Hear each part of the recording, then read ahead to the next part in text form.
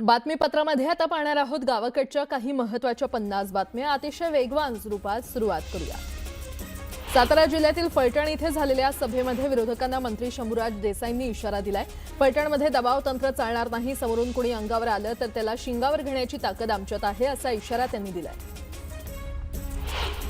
बीडचे आमदार संदीप क्षीरसागर मतदारांना धमकी देत असल्याचा धक्कादायक आरोप राष्ट्रवादी अजित पवार पक्षाचे नेते अमर नाईकवाड यांनी केलाय। संदीप क्षीरसागर हे भाजपच्या उमेदवाराला मतदान करा असं सांगत असल्याचा दावा देखील नाईकवाड यांनी केलाय। राज्य निवडणूक आयोगानं राज्यातील सर्व महापालिका आयुक्त आणि महापालिका निवडणूक निर्णय अधिकाऱ्यांची ऑनलाईन आढावा बैठक बोलावली आहे। निवडणूक आयुक्त दिनेश वाघमारे आणि सचिव सुरेश काकाणी मार्गदर्शन करतील। महापालिका निवडणुकीसाठी उमेदवारी अर्ज भरण्यास 23 डिसेंबरपासून सुरुवात होणार आहे। त्यासाठीची आवश्यक सुसज्जता प्रत्येक महापालिका क्षेत्रात आहे की नाही याची माहिती आयुक्तांकडून घेतली जाईल। माणिकराव कोकाटे यांना अखेर मंत्रिपदाचा त्यांनी राजीनामा दिलेला आहे। कोकाटे यांचा राजीनामा मुख्यमंत्री फडणवीसांनी स्वीकारलाय। पुढील कार्यवाहीसाठी राज्यपालांकडे राजीनामा पाठवण्यात आलाय।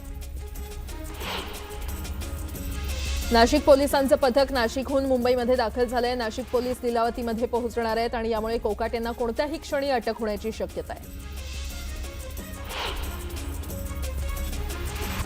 मुंबईला विकून खाणाऱ्यांना घरी बसवणार अशा शब्दात अमित साटम यांनी ठाकरे बंधूंना टोला लगावलाय। जोपर्यंत नवाब मलिक राष्ट्रवादीमध्ये आहेत तोपर्यंत आमचा त्यांच्याशी संबंध नाही या भूमिकेवर सेना भाजप ठाम असल्याचं पाहायला मिळालं।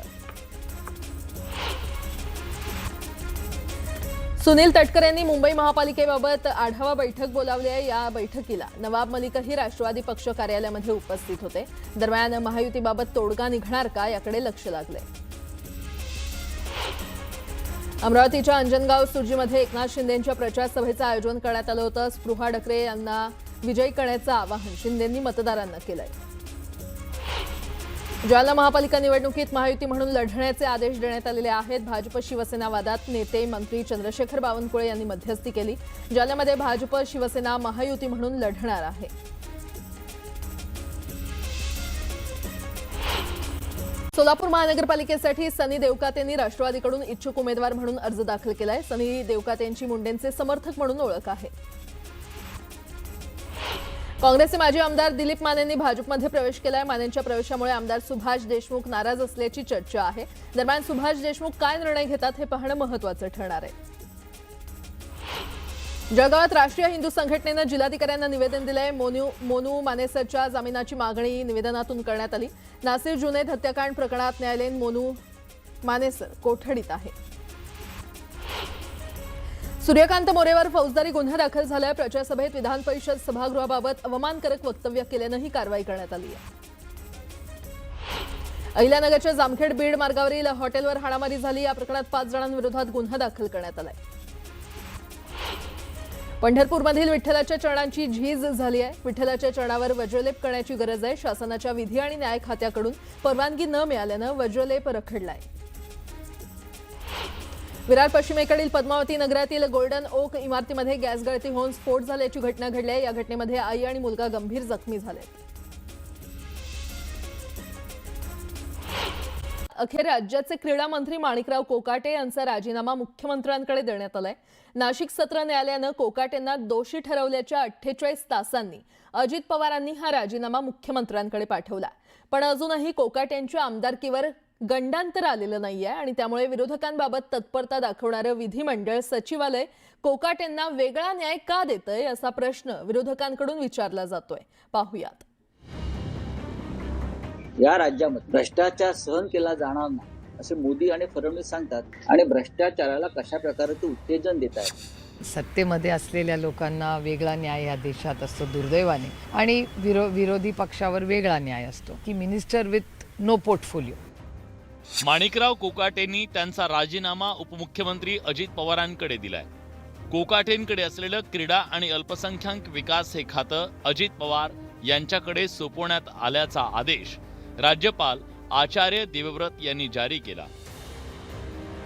शासकीय सदनिकेसाठी बनावट कागदपत्र सादर केल्याबद्दल कोकाटेंना 2 वर्षांची शिक्षा ठोठावण्यात आली आहे।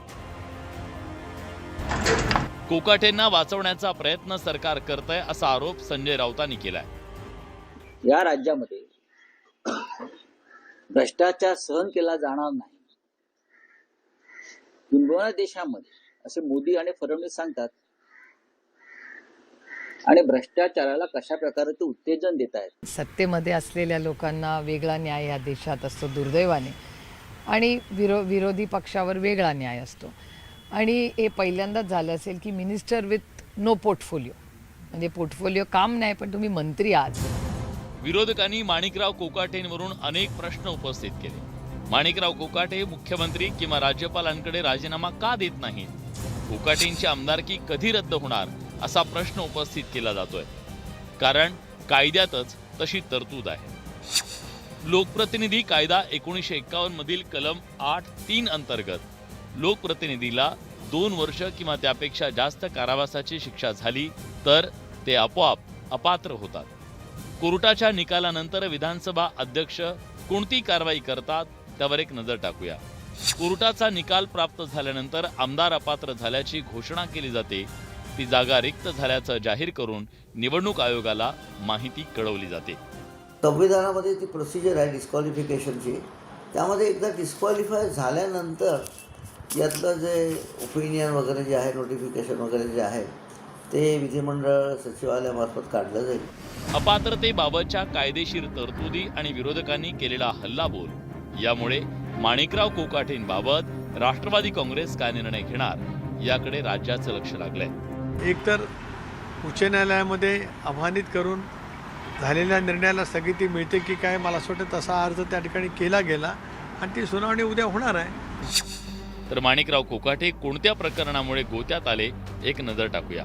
1995 मध्ये माणिकराव कोकाटेंनी मुख्यमंत्र्यांच्या कोट्यातील अत्यल्प गटातून सदनिका लाटली.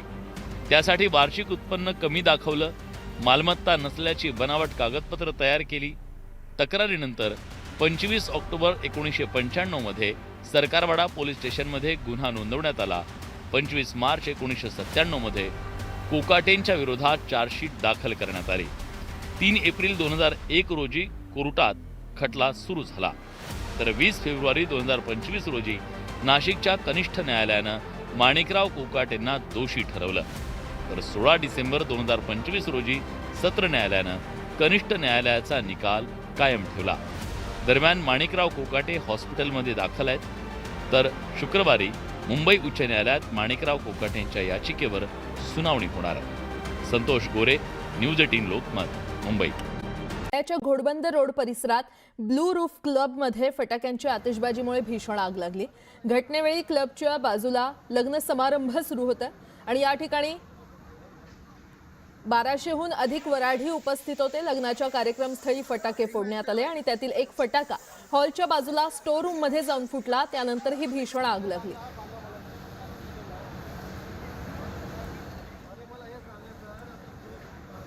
और यहाँ पे आग लगी थी वो एक फायर क्रैकर के कारण लगी है.